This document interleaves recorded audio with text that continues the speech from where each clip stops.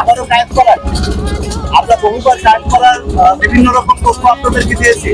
আর বর্ষায় কায়েদ করার যে সৌন্দর্য সেটা অন্য যে কোনো সময়ের তুলনায় আলাদা।